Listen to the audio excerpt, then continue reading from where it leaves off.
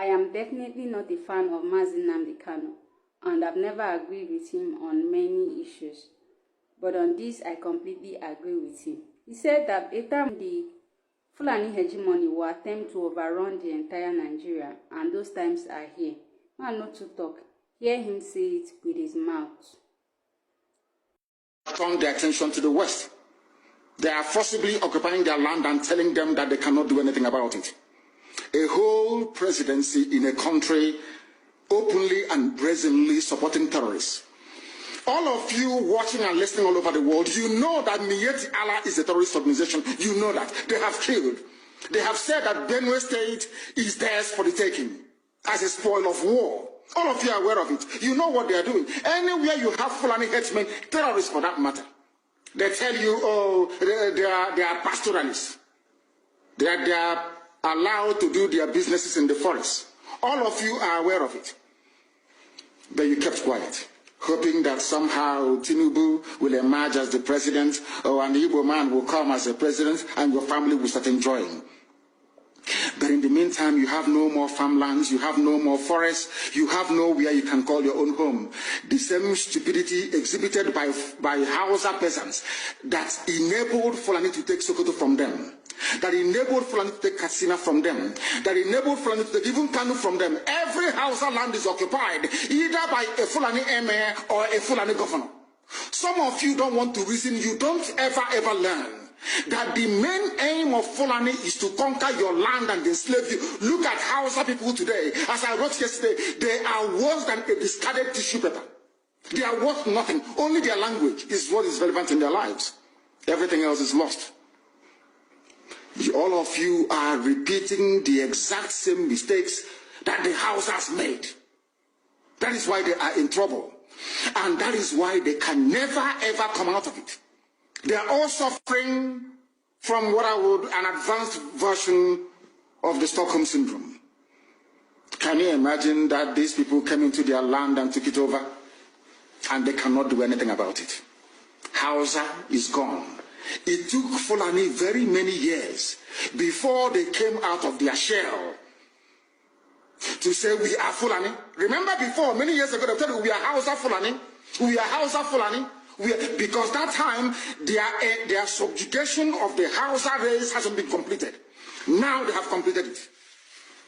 Have they not completed it? And what is happening right now?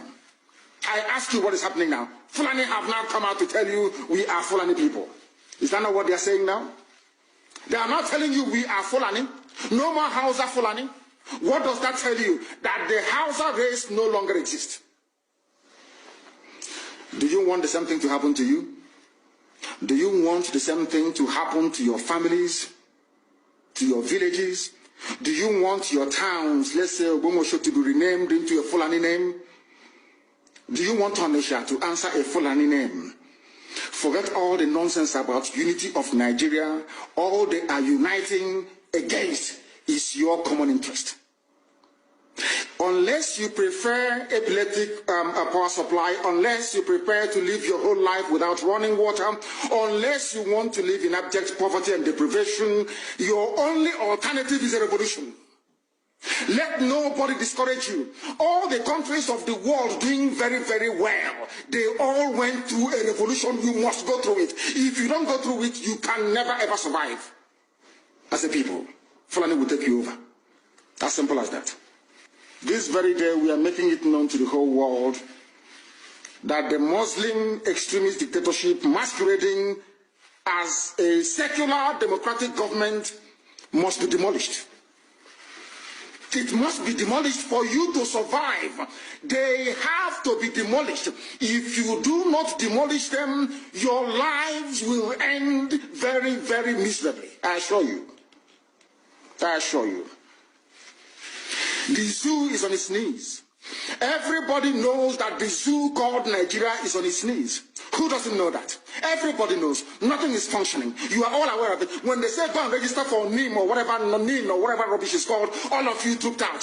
Without legislation, without any laws, Fulani can control you however they like. Once they announce it, Yoruba newspapers very foolishly and stupidly will support them because they want Tinubu as the president. And you are all dying every blessed day.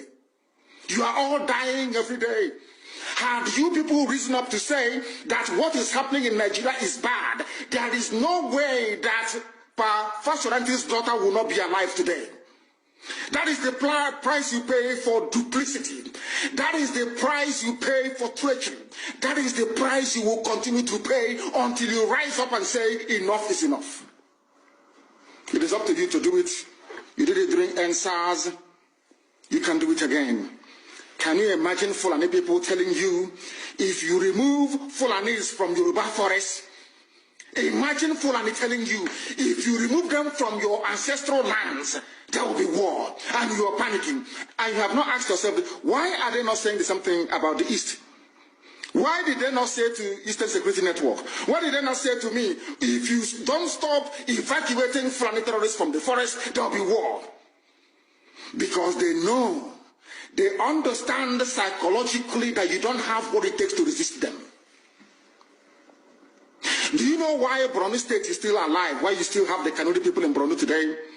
Was because they resisted the Fulani centuries ago. You have to go back to history to understand how Nigeria came into existence.